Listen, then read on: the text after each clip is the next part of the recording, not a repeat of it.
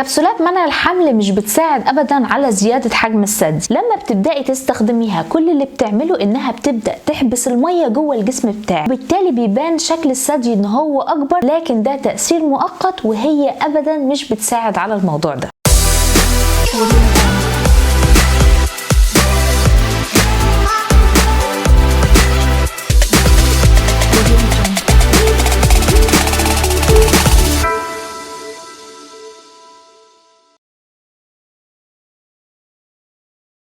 اهلا وسهلا بيكم، يا رب تكونوا بخير وفي احسن صحه واحسن حال. يمكن موضوع تكبير الثدي هو من اهم الموضوعات والاسئله المتكرره، ويمكن من اشهر الطرق المعروفه لكل الناس وهي اجراء جراحه تكبير الثدي، لكن طبعا مش كل الناس تقدر تعمل الموضوع ده ومش كل الناس تقدر على التكلفه دي. في حل تاني برضو لكن انا مش برشحه، وهو انك تزيدي في الوزن، ولما تزيدي بالوزن تباعا حجم الثدي هيبدا يزيد. وعلشان كده في حلقه النهارده انا هريحك من الحلول الصعبه واللي مش هتنفع معاكي، وهديلك روتين ممتاز جدا وبسيط وسهل، وهتقدري لو طبقتيه انك تشوفي فرق في حجم الثدي. اول حاجه وصفه ممتازه هقول لكم عليها مش موجوده في اي حته.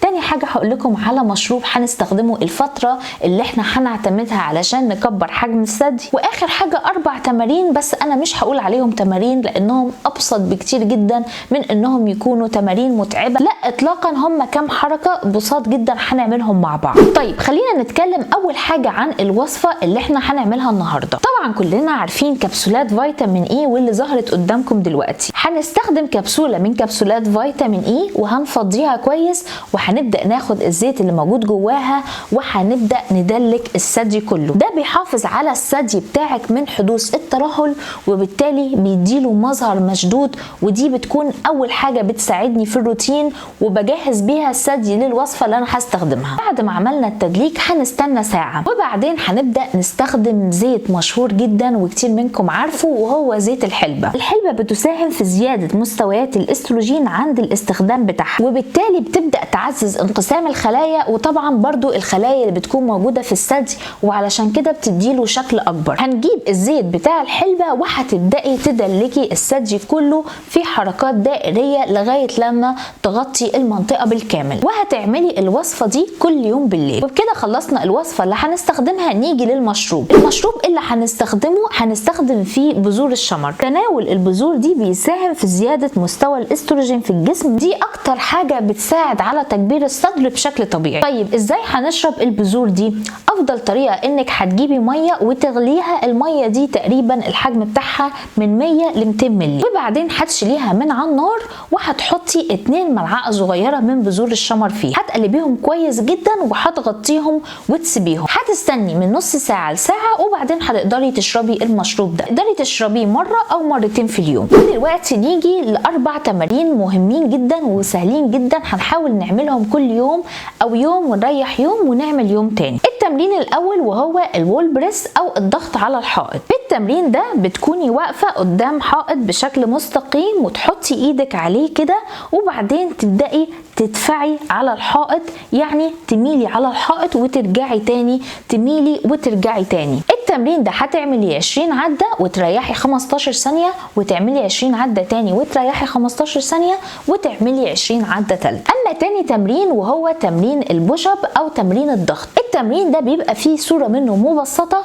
وهي انك بتكوني سانده بركبتك كده على سجاده صغيره، وتحطي ايدك الاتنين قدامك كده، وتكوني طبعا فارده نفسك، وتبداي تضغطي لتحت وتطلعي لفوق تاني، تضغطي وتطلعي تاني. ونفس القصه هنعمل الموضوع ده 20 عده ونريح 15 ثانيه، ونعمله 20 عده تاني ونريح 15 ثانيه، ونعمله 20 عده تالت. التمرين الثالث وهو تمرين الشيست بريس او الضغط بالصدر. في التمرين ده هنحتاج وزن. احنا هنجيب ازازتين من الميه، نملاهم ميه يكون قبلها بيوم، ونحطهم في الفريزر بحيث ان الميه هتتجمد. لو مش عايزه الطريقه دي ممكن الازازتين دول تعبيهم رمل وتقفليهم كويس، هيدولك وزنين كويسين. وطبعا السجاده بتاعتنا برضو هنستخدمها، هتكوني مفروده على السجاده، وتمسكي الازازتين كده بايدينك وتبداي تدفعي كانك بتزقيهم لفوق، وبعدين هتنزلي ايدك تاني تزقيهم لفوق وتنزلي نزلي ايدك تاني. هنعمله لمدة 20 عدة ونريح 15 ثانية ونعمله 20 عدة تاني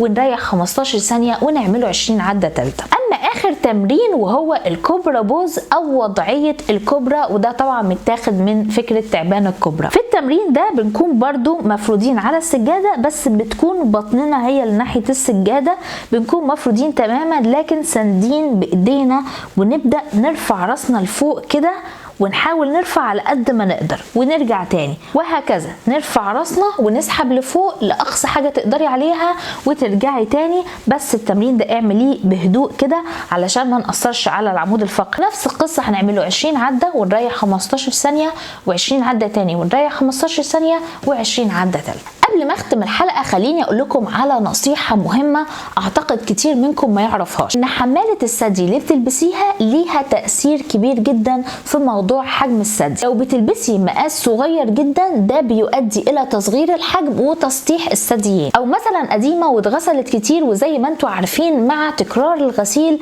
بتبدأ حمالة الثدي نفسها ما تبقاش ماسكة كويس وتبدأ توسع كده وتبدأ تترهل، وبالتالي بيأثر انه الثدي نفسه بيكون مترهل وبيكون مش مدعوم، وبرده ده بيؤثر على الحجم بتاعه. يبقى افضل حاجة تعمليها انك تستخدمي حمالة الصدر المناسبة، لا تكون كبيرة ولا تكون صغيرة، اهم حاجة انها تكون مناسبة تماما وتحسي انك مرتاحة فيها. اتمنى اكون قدرت افيدكم في حلقة النهاردة وقدرت اقدم لكم معلومات مفيدة. لو عجبتكم الحلقة ما تنسوش لايك الفيديو، سبسكرايب في القناة، واهم حاجة شاركوا الفيديو مع غيركم علشان اكبر عدد منه يستفاد. واشوفكم على كل خير الحلقة الجاية ان شاء الله. باي باي.